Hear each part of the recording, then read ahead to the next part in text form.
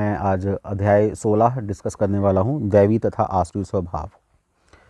तो हम ये पिछले कुछ अध्यायों में हमने ये पढ़ा है कि इस प्रकृति से निकलना बहुत मुश्किल है, क्योंकि अलग अलग तरह के गुण हैं, कोई तमोगुण में है, कोई रजोगुण में है, कोई सतोगुण में है, इत्यादि वगैरह। पर इस अध्याय में भगवान श्री कृष्ण मेनली चेतना के ऊपर बात करते हैं, जो कि 13वें अध्याय में प्रकृति, पुरुष और चेतना की बात हो रही थी। तो इस संसार में दो तरह की चेतना पाई जाती है, एक दैवी चेतना या दैवी स्वभाव, या आसुरी चेतना या आसुरी स्वभाव। तो जो दैवी चेतना वाले लोग हैं या दैवी स्वभाव वाले लोग, वो ये लोग ज़्यादातर सतोगुण में रहते हैं, और इनके कुछ गुण भी भगवान बता रहे हैं श्लोक संख्या 1, 2 और 3 में। अभ्यम सत्वम समशुद्धि, कि ये लोग अभय होते हैं, वे डरते नहीं किसी से, सतोगुण में रहते हैं, शुद्ध रहते हैं, ज्ञान योग व्यवस्थिति इनको नॉलेज होती है सारी। तो इन 3 श्लोकों में तो भगवान दैवी स्वभाव के बारे में बता रहे हैं, पर आगे जो हैं, आगे के सारे श्लोक आसुरी स्वभाव के बारे में बता रहे हैं। तो असुरों का सबसे पहला लक्षण ये क्या है कि आप ये मत समझना कि असुर वो होते हैं जिनके लंबे लंबे दांत होते हैं या 2 बड़े बड़े सींग होंगे, नहीं। श्री कृष्ण कह रहे हैं कि स्वभाव से वो असुर है ना। जैसे श्लोक संख्या अगर आप 7 देखोगे तो भगवान श्री कृष्ण कह रहे हैं, प्रवृत्तिम च निवृत्तिम च ये जना विदुरासुरा, कि जो आसुरी हैं वे ये नहीं जानते कि क्या करना चाहिए क्या नहीं करना चाहिए। उनमें ना तो पवित्रता, ना शौचम, ना पिचाचारो, ना सत्यम तेषु विद्यते। उनमें ना तो शुद्धता होती है, ना आचरण होता है, ना ही वो सत्य बोलते हैं। ये असुरों का सबसे पहला लक्षण है कि उनको ये ही नहीं पता कि क्या करना है क्या नहीं करना। जैसे कि हमने चैप्टर 15 में ये देखा कि 15वें अध्याय का 15वां श्लोक, श्री कृष्ण कह रहे हैं कि सर्वस्य चाहम हृदय सन्निविष्टो, मैं सबके हृदय में रहता हूँ और वेदों द्वारा मैं ही जाने योग्य हूँ, मैंने वेदांत की रचना की है, इत्यादि। तो वेदों का लक्ष्य श्री कृष्ण है, ये हमें पता होना चाहिए। और जिनको ये नहीं पता वो लोग असुर हैं।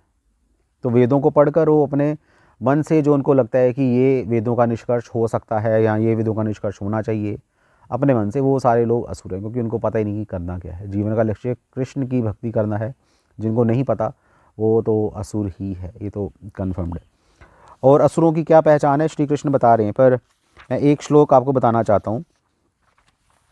श्लोक संख्या 14 में श्री कृष्ण कहते हैं, ईश्वरो अहम अहम भोगी सिद्धो अहम बलवान सुखी, कि ये असुर अपने आप को ईश्वर मानते हैं।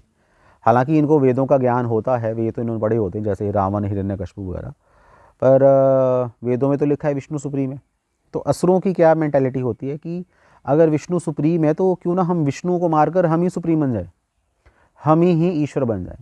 तो कहने का मतलब है कि जो व्यक्ति अपने आप को ईश्वर समझता है, या जो व्यक्ति एक दूसरों के पर हुक्म चलाना चाहता है, जहाँ जिसके अंदर ये कंट्रोलिंग मेंटालिटी होती है, मैं कंट्रोल करके रखूँ, कोई मेरे चंगुल से कोई निकल ना सके, ईश्वर बनने की मेंटालिटी, भगवान बनने की मेंटालिटी जिन लोगों के अंदर है, वो सभी के सभी असुर हैं। भोगी, जो अपनी इंद्रियों को भगवान की सेवा में ना लगाकर अपनी सेवा में लगाते हैं, वो सारे असुर हैं। सिद्धो हम, जो कहते हैं कि मैं परफेक्ट हूँ, मिस्टर परफेक्शनिस्ट, जो आजकल की जो बीमारी है कि सब परफेक्शनिस्ट बनना चाहते हैं, कि मैं परफेक्शन होनी चाहिए मेरे काम में, कोई मुझे ये ना बोले कि देखो ये काम अच्छा नहीं है। तो ऐसे जो लोग हैं वो सारे के सारे असुर हैं। पर श्री कृष्ण इनके बारे में बता रहे हैं कि ये जो लोग हैं सारे के सारे असुर लोग कहाँ जाते हैं, पतंती नर के अशुचो, वो सब के सब नरक चले जाते हैं।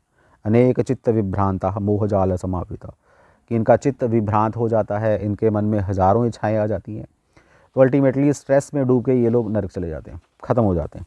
इनकी जो गति है नरक की ही गति होती है। 3 तरह के नरक श्री कृष्ण बता रहे हैं, काम, क्रोधस तथा लोभस।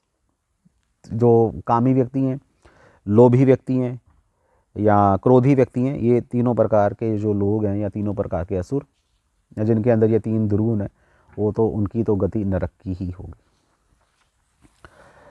पर अगर तुम ये आसुरी जीवन से मुक्त होना चाहते हो, अगर कोई चाहता है कि मैं असुर नहीं बनना चाहता, तो उसको क्या करना चाहिए, तस्मात् शास्त्रम प्रमाणम ते कार्य कार्य व्यवस्थितो, तो अपने कार्य और अकार्य को शास्त्रों के आधार पर उसको व्यवस्थित करना चाहिए। रीड स्क्रिप्चर्स, शास्त्र पढ़ो, कहने का मतलब ये है कि किस तरीके से अपने जीवन यापन आपको करना है, कैसे शास्त्रों के अनुसार जो जीवन शैली हमें बताई गई है उसके अनुसार अपना जीवन कैसे चलाना है। अगर कोई व्यक्ति शास्त्रों के अनुसार अपना जीवन चलाएगा तो वो सुर है, कि दैव है।